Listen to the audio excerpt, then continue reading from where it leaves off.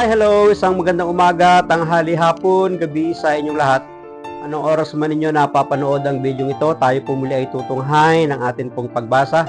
Para naman sa araw po ng Lunes, August 5, 2024, hahanguin natin ang mabuting balita sa Ebanghelyo ni San Mateo, Kabanatang 14, mga talatang 13 hanggang 21. Noong panahong iyon, paglunsad ni Jesus sa dalampasigan, nakita niya ang napakaraming taong yaon.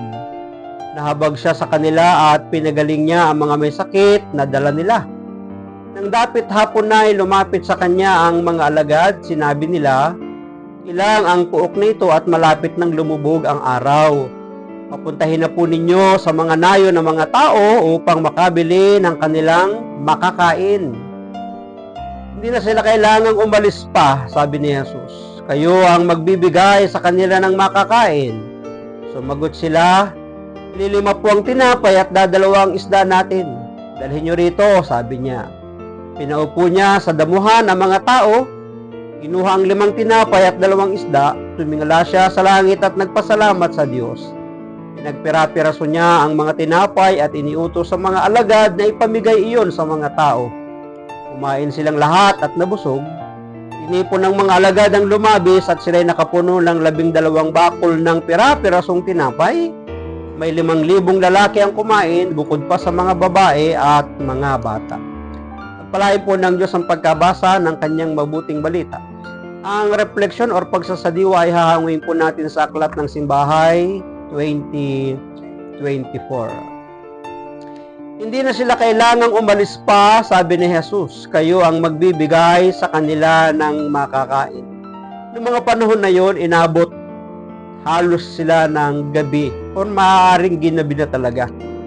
At ang mga alagad, nakita niya na yung mga napakaraming taong sumunod sa kanila ay halos mga pagod, pagal, na kikita din nila siguro yung sitwasyon ng mga tao na wala silang matutulugan, walang makakain o walang dalang pagkain. Kaya inudyukan nila si Jesus na ang mga tao ay utusan ng umuwi o kaya ay pumunta sa mga nayon para bumili ng kanilang makakain. Ito yung solusyon na kanilang nakita na pinakamadali para yung mga tao ay hindi nila makitang walang tinutulugan, walang kinakain, ang paalisin o itaboy.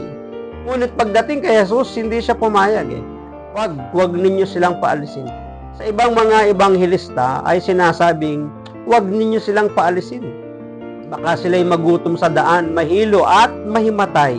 Makikita natin yung pagmamalasakit ni Jesus doon sa mga taong sumusunod sa kanya saan man siya magpunta.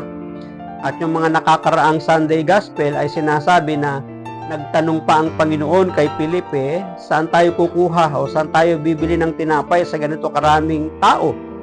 Pati si Jesus concerned din doon sa pagkain ng mga taong sumusunod sa kanila. Pero ito yung pinakamabilis na solusyon ng kanyang mga alagad na utusan ng mga taong umalis. Napakahirap ng posisyon ng mga alagad sa mga oras na ito. Saan sila makakakuha ng maipapakain sa mga tao sa ilang? Praktikal naman ang katanungang ito, kaya nais na lamang nila sana paalisin ang mga tao upang makahanap ng pagkain. Yun yung pinakamabilis na solusyon, pinakamadaling solusyon. Pero pagdating kay Jesus, hindi siya pumayag. Bakit? Sapagkat mayroon pong gagawing himala ang Panginoon noong mga panahon na yun. Magpapamala siya ng kapangyarihang mula sa Diyos. Ngunit, ninais ni Jesus na turuan ng mga alagad tungkol sa pagpapastol.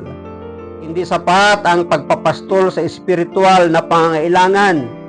Kailangan ding matugunan ang pisikal na pangangailangan. Totoo yun.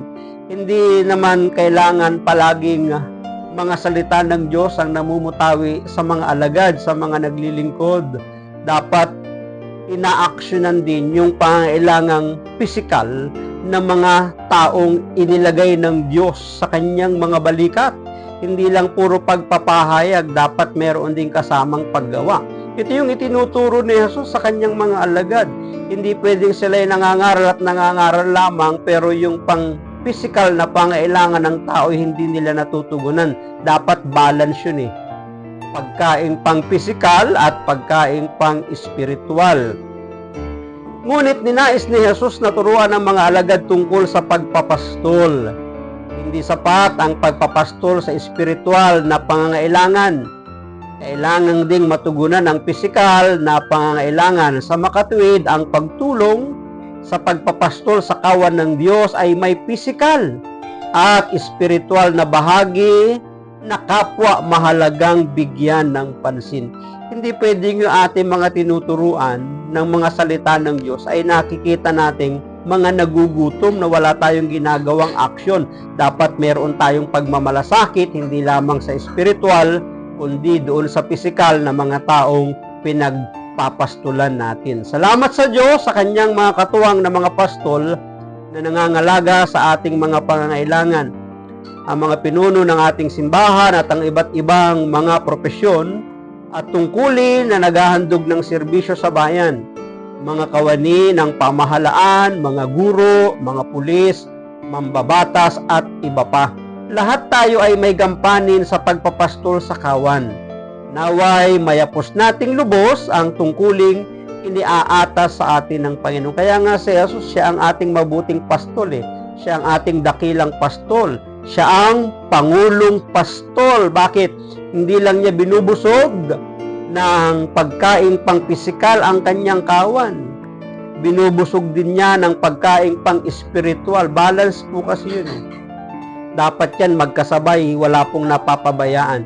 Pagkain pang-pisikal at pagkain pang-espiritual. Kaya nga, paano ba tayo magiging pastol sa mga taong nasa ilalim ng ating mga balikat o responsibilidad sa ating tahanan, sa mga opisina, sa mga paaralan, saan mang mga community? Paano ba natin nagagampanan yung tungkuling iniatang sa atin ng ating Panginoon? Maraming salamat at pagpalain po tayo ng ating Panginoon. Ang akin lamang palaging sambit, I love you with the love of the Lord. Bye-bye and bye-bye.